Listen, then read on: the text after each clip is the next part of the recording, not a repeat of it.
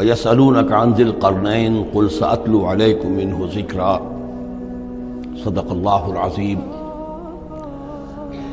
ذوالقرنین کے بارے میں آپ کو بتا چکا ہوں کہ ان کا نام تاریخ میں جو مشہور ہے وہ کہ خسرو یا سائرس،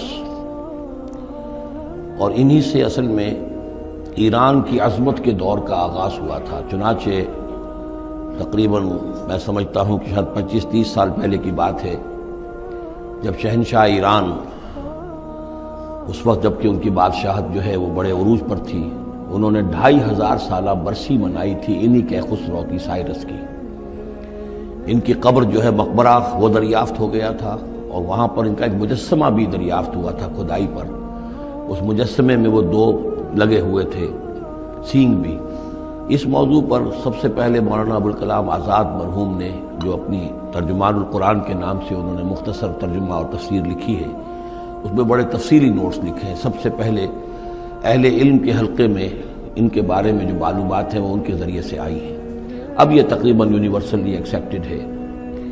پھر سوال پیدا ہوتا ہے کہ ان سے کیا دلچسپی یہود کو تھی، تو وہ بھی سمجھ لیجئے کہ نبوکدنضر نے 587 قبل مسیح میں حملہ کیا تھا فلسطین پر، اور نبوکدنضر عراق کا بادشاہ تھا۔ اس مڈل ایسٹ کو ذہن میں رکھیے کہ میڈیٹرینین کے بالکل ساتھ ہے ملک شام، اور شام ہی کا ایک علاقہ فلسطین ہے۔ اس وقت جو ہے یہ فلسطین اور اسرائیل اور شرق اردن اور ویسٹ بینک اور لبنان، یہ سب مل کر جو ملک بنتے ہیں، در حقیقت یہ شام عرب ہے، یہ شام ہے۔ پھر اس کے مشرق میں یہ عراق عرب یا عراق ہے، اور اس کے مشرق میں پھر ایران ہے۔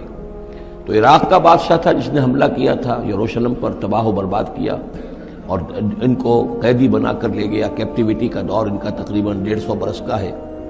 لیکن اس عرصے میں ایران میں یہ شخصیت ابھری کہ خسرو کی یا سائرس کی۔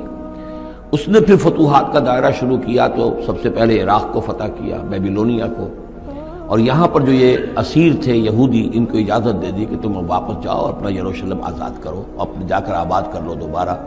تو گویا کہ یہ محسن ہیں ان کے، ذوالقرنین جو ہے ان کے محسن ہیں، جن کی وجہ سے کہ جن کے ذریعے سے اللہ تعالیٰ نے انہیں بیبیلونیا یعنی عراق کی کیپٹیوٹی جو ان کی اسارت کا دور تھا اس کو ختم کیا، آزادی ملی، اور پھر یہ واپس آئے۔ حضرت عزیر علیہ السلام کے ساتھ قافلہ آیا ہے، اور وہ تقریباً پھر انہوں نے آ کر یہاں اثر نو اس شہر کو بھی آباد کیا، اور ہیکل جو ہے حضرت سلیمان علیہ السلام کا بنایا ہوا جو عبادت خانہ تھا اس کو دوبارہ تعمیر کیا۔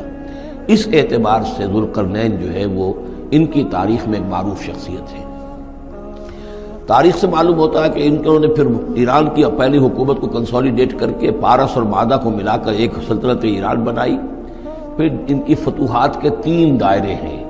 مغرب کی طرف میڈیٹرینین تک پورا علاقہ فتح کر لیا، مشرق میں پھر یہ ہمارا جو مکران تک کا علاقہ ہے، یہ سارا کا سارا علاقہ ایران کے ساتھ ہی ملتا ہوا ہے، بلوچستان، مکران، یہ پورا علاقہ انہیں فتح کیا۔ ایک مہم ان کی شمال کی طرف گئی، بحیرہ کیسپین جو ہے، اور ادھر سے جو وہ بلیک سی ہے، بحیرہ اسود، ان دونوں کے درمیان جو پہاڑی سلسلے ہیں، یہ شمال کی طرف جو ہے تیسری مہم گئی۔ جیسے کہ حضرت عمر رضی اللہ تعالیٰ عنہ کے عہد میں بھی 3 لشکر نکلے تھے مسلمانوں کے جزیرہ نما عرب سے۔ ایک لشکر شام سے ہوتا ہوا پھر مصر کی طرف گیا ہے، ایک لشکر عراق سے ہوتا ہوا ایران کی طرف گیا ہے، اور ایک لشکر سیدھا شمال کی طرف گیا ہے، اور کوہ کاف تک جو ہے جس کو کوکیشیا کہتے ہیں، وہاں تک کی فتوحات حاصل کی مسلمانوں نے۔ تو تقریباً یہی سمجھیے کہ ایک بلو پرنٹ تھا جو کہ یعنی ہمارے اس دور خلافت راشدہ سے جو سمجھیے کہ لگ بھگ کوئی 2000 سال قبل جو ہے یہ واقعہ پیش آیا ہے، یا بلکہ اس سے کم، کوئی 1500 سال قبل یہ واقعہ پیش آیا ہے، اور یہ ذوالقرنین جو ہیں یہ یہاں پر ایک بڑی عظیم سلطنت کے بانی بنے ہیں، لیکن نیک آدمی تھے۔ اور معلوم یہ ہوتا ہے کہ یہ اصل میں جو کہانیاں ہیں، یہ ان کے داستانیں ہیں کہ ان کو قتل کیا جانا تھا۔ یہ کہیں شہزادے تھے کسی چھوٹی سی مملکت کے، اور وہاں سے ان کو کسی نے بچایا کسی طریقے سے، اور پھر یہ صحرا میں رہے روپوش، اور وہاں کسی نبی کی تعلیم سے ان کو آشنائی ہوئی ہے۔